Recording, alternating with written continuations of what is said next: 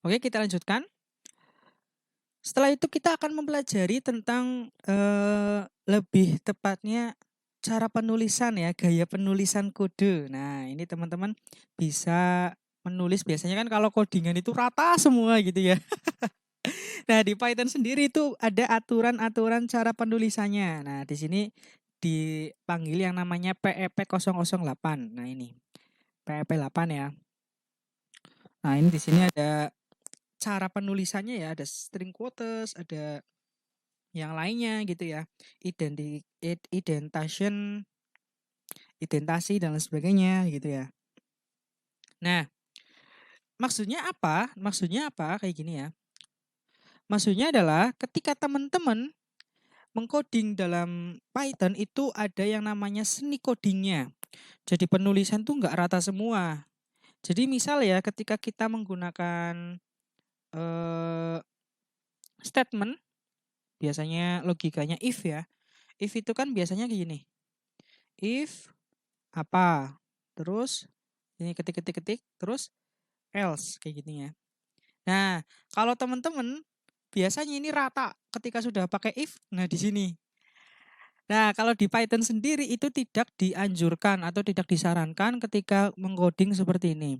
Jadi teman-teman harus mengerti atau paham terlebih dahulu bagaimana cara mengcoding bahasa Python ya, seperti itu. Nah, di sini ada contohnya adalah identasi. Nah, identasi ini gunakan 4 spasi pada setiap tingkat identasi. Nah, Python menggunakan identasi untuk menulis kode bertingkat. Bahasa lain mungkin menggunakan statementnya tertentu, misal begin atau end ya di Pascal. Terus perbedaan baris atau kurung kurawal. Nah, biasanya kalau di bahasa-bahasa Java itu kan ada diawali kurung kurawal buka sama kurung kurawal tutup. Nah, di Python ini menggunakan yang namanya titik dua seperti itu. Jadi kalau misalnya seperti ini penulisannya ya, jika misal satu sama dengan satu, misal gini ya. Nah, maka ngapain?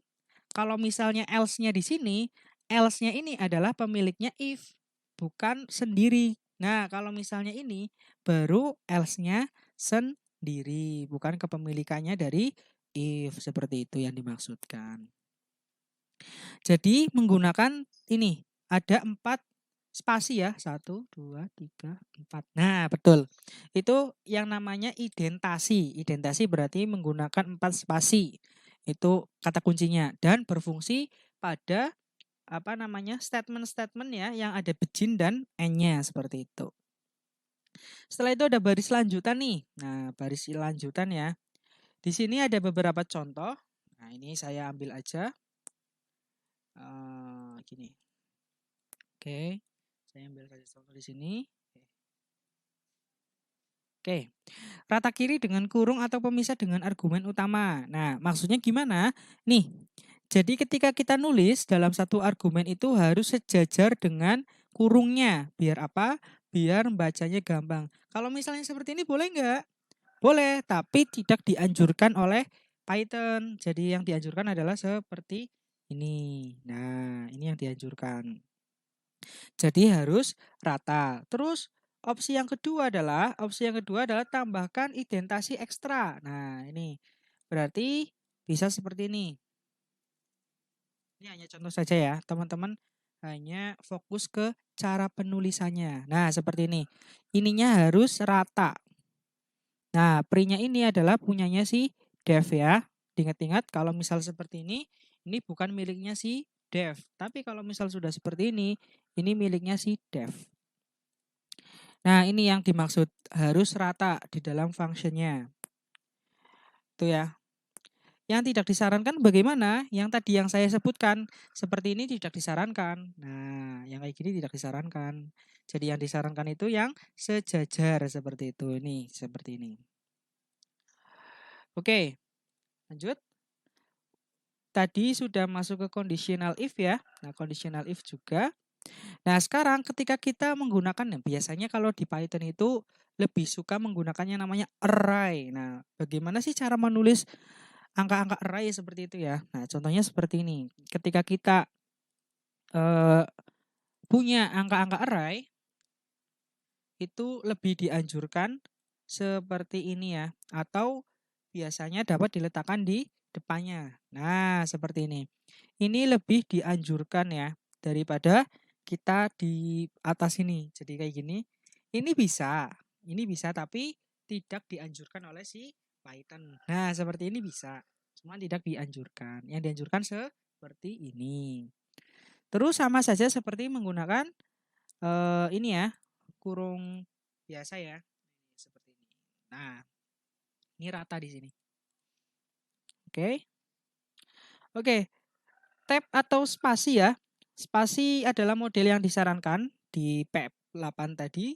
Pengecualian pada kode yang sudah menggunakan tab atau tabulasinya sebelumnya. Nah, itu Python ketika di versi 3 itu tidak memperbolehkan pencampuran antara tab dan spasi untuk indentasi. Jadi kalau tadi kan pakainya ini ya, pakainya spasi ya, ini ya, 4. Nah, terus panjang baris maksimum itu ada 79. Nah, ini ada 79 karakter. Untuk komentar ini berarti apa namanya? Panjang kode ya. Panjang kode. Nah, kalau misalnya komentar itu paling banyak adalah 72 karakter. Berarti ini komentar. Nah, kalau tadi ini apa namanya panjang kode ya, panjang kode. Kalau untuk ini komentar. Nah, ini untuk karakternya. Oke, mengapa 79? Nah, hal ini dicontohkan pada editor-editor dengan window width yang terset pada 80 karakter. Jadi kalau misalnya teman-teman itu menggunakan window width itu, kalau misal pakai terminal atau apa gitu ya, di situ kan ada yang namanya ukuran. Nah, ukuran jendelanya. Nah, itu maksimal adalah 80 karakter seperti itu. Oke, misal nih teman-teman mau melanjutkan. Misal dalam satu file itu kita akan menggabungkan dua file secara bersamaan. Nah, di sini teman-teman bisa menggunakan yang namanya garis miring kebalik. Nah, jadi aslinya seperti ini teman-teman. Nah, seperti ini. Cuman disarankan oleh Python jadinya seperti ini. Dan ini akan dilanjutkan seperti itu. Nah, ini seperti telah dibahas sebelumnya, teman-teman maupun hang index baris. Nah, ini baris yang cukup panjang dapat dipisahkan menjadi beberapa baris. Beberapa dari Anda mungkin mengenal pemisahan menggunakan backslash, namun tidak disarankan untuk digunakan kecuali memang diharuskan. Contohnya adalah seperti ini. Jadi teman-teman boleh menggunakan ini, boleh enggak. Kalau misalnya lagi kepepet banget harus pakai ini, ya digunakan ini seperti itu.